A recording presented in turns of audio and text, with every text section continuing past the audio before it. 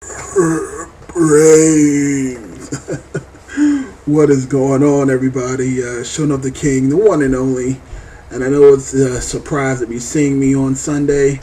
I am here to bring you my review for The Walking Dead Season 3, Episode 3. Now, I do want to apologize. I know this has been a review long and overdue. And I still need to bring you guys my review on episodes 1 and 2. I will be doing that as well, but I definitely wanted to finally found some time, so I'm going to go ahead and be giving you guys a review today, and from now on Sunday nights after the premiere of Walking Dead, you will be getting a review from me. That is my promise. Sometimes.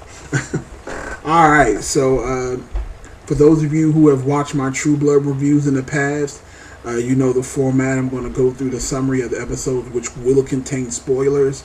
And as I go along, I'm going to stop and talk about plot points, details, things of that nature, and what I liked and didn't like. I'm going to start off by saying that I really love The Walking Dead. Like, I didn't even think I would enjoy this show as much as I have so far, but I am really digging this show. It just... Like, I thought season 2 was good, but the season 3, c'est magnifique. Alright, but enough of that. Let's just jump into this review. Alright, so, as you guys know, this episode focused mainly and only on Michonne and her companion. Everyone's traveling around.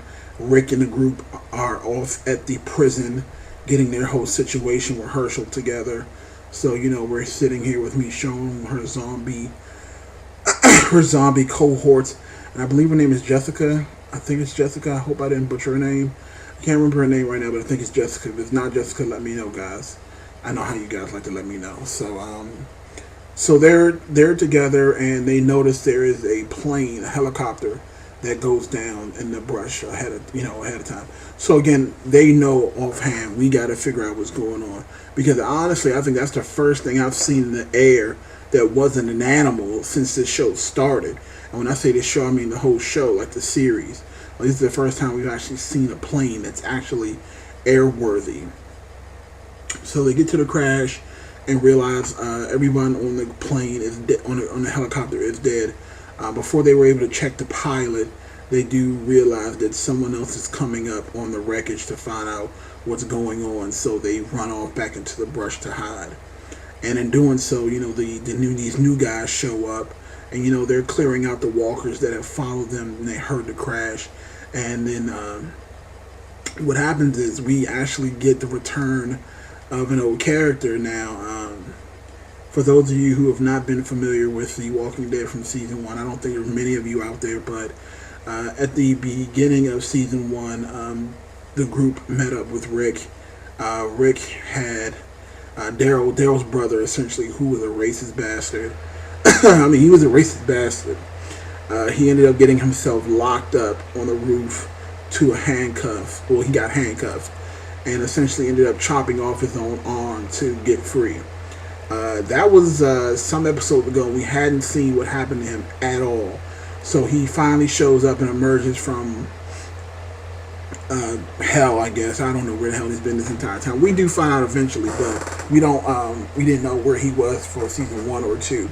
So he's back in season 3, and he is sporting a nifty little metal arm thing, complete with a bayonet that he's really used for pokey action with some zombies. So he gets the jump on Michonne and Jen.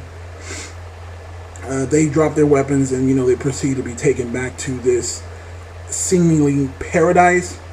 Now I'm going to stop right there, because again, we all know nothing in this world is perfect. Because even me, I'm sitting here and I'm thinking, I'm like, what's really going on? This town seems a little bit too polished, too nice. You got kids and, mom. Because I'm going to tell you what I thought at first.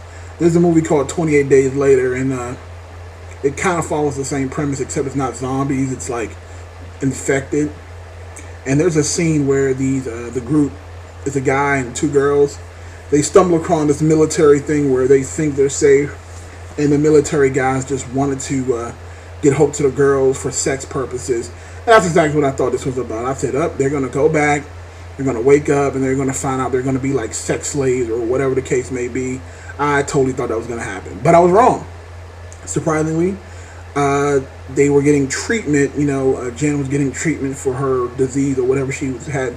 I think it was just she had an infection and it needed penicillin and stuff of that nature. So she got what she needed and she got better. Of course, Michonne not having her sword and having to kill her little. I guess I can't say who they are right now because again I read the comics, but I don't want to spoil it from anybody, so I won't reveal who her little zombie cohorts were. But I'm pretty sure if you think hard enough, you can figure it out. But we'll give them a couple episodes and see if they reveal it. So, again, the town seemingly looks normal. We're walking around there trying to figure out exactly how they've been able to protect it thus far. Everyone there is armed to the teeth. I mean, they have automatic military-grade weaponry. And I'm like, wow, even I'm impressed. I'm like, okay, you guys got some good shit here. You guys can probably hold down the fort. What is going on? So we find out that, again, like I said, the leader of this group, we don't know his real name, but he goes by the name of Governor. That's his name is Governor. That's what everyone calls him, and he's seemingly the boss. Now, there was a couple things in this episode that kind of had me like, There was this tea. There was something about this tea. He was in a basement and he was talking to Dale's brother. Not Dale, but he was talking to the brother. I'm going to call him, Captain Hook. He was talking to Captain Hook and, literally he was just, telling them about, the girl. And, he was like, the guy had said, I only need you for two things, your mind and your tea. So I'm definitely trying to figure out. And they put a lot of emphasis on this tea. I don't know what's the deal with this tea. I'm hoping they'll figure something out about this. But again, like I said, this early in the show, we really don't know. The zombie kills in this episode were good. We definitely got the zombie kills kicked up a notch for season 3, and it's been that way since episode 1. I mean, episode 1 and 2 had so many zombie kills. It was beautiful, and season 3 did not disappoint. We definitely had some good zombie kills here, and again, we just had more focus on the story on Michonne, just trying to figure out exactly what's her deal. We get a little bit of backstory on the zombies that she had to cut down because they were giving away their position. We do find out that the zombies themselves there was a reason why the arms were cut off, the mouth was cut off, because they can't scratch and they can't bite. And it's essentially with the zombies, you realize that if you do that, you almost domesticate them and they don't want to bite you anymore. We do figure out that the zombies do starve, but they starve at a lower rate than humans do. Still can be a problem, and of course they both, Michonne and Jen, I think I'm pretty sure I'm mispronouncing her name, but again, I'm sorry. They both find out that even if you die, you still turn. So of course that little bit of speculation they had when they got to the little camp or the town was automatically lifted because they said, well, you killed those guys in cold blood. They weren't even bitten. And then they found out, oh, by the way, even if you die in a normal way, you still turn. So I thought it was kind of cool. So now everybody's on the same page. Everyone knows what the deal is. Eventually, we do figure out what the governor's plan really is. I knew that it wouldn't last forever, the good kindness of his own heart situation. The pilot that did survive the plane crash was taken to the infirmary. He had been getting worked on the entire episode, and during that time they'd been talking to him about his group, and he said that he had about 10 men that were waiting for him. They wanted to go scout ahead, and he said, he just basically gave them information on the squad, and the guy said, I promise you we'll bring them here safely and they'll join you and blah blah blah blah blah. So of course I'm thinking to myself, again, this governor guy, it seems too good to be true. There's no good guys in post-apocalyptic shows. There just isn't. So of course, governor shows up to this section where these other guys are supposed to be, and he's like waving the white flag, and he's like, hey, I met you, Lieutenant. He did crash, he's extremely hurt, but he is alive. We're going to take you to him and blah blah blah. and then he immediately pulls out a gun and shoots the guy that's in front, and then his team comes out from the woods, and they literally just murder all these innocent guys and basically strip them of their shit. Takes their guns, takes their trucks, their food, their meds, everything. So essentially what his job is to be a scavenger. He goes out, kills people, takes their stuff, and brings it back to this town. And then the people inside the town, they're basically his little pawns. They all worship him. And again, like I said, it's just another man seeking power. That's all it is. Like I said, I knew it had to be something. Because of course, the second he got there, he made up some sort of stupid lie about, oh, you know, they didn't have our walls, and they didn't do this, and they ended up dying, and sorry, blah, blah, blah. Not falling for it, buddy. But again, you know, these little sheep, you know, they're all safe. They feel safe, so they believe anything that comes at them. Then what makes it even weirder, Governor goes back home. You know, he sits down for the day. There's a naked woman in the bed sleeping. I don't know who that is. It might be some just random chick from the town. Because again, he does look at the picture of his wife and daughter. I'm assuming they're dead, but we don't know for sure. Then he sits down in this living room area, and he looks like he has a glass. I'm assuming it's this mystery tea again.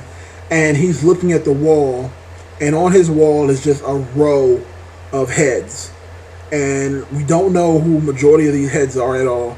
But as you look at the top, the head belongs to the pilot, the one that supposedly he saved. His head has been chopped off and put in this little brine or whatever the case this stuff is. I don't know. I think they may be keeping these guys alive for some reason for test subjects. We still don't know for sure, but yeah, that guy's dead, and then that pretty much ends the episode. Overall, this was a fantastic episode. If I'm going to go out of a 10, this episode definitely gets an 8.5 out of 10. The good is just the story is still continuing, fast paced.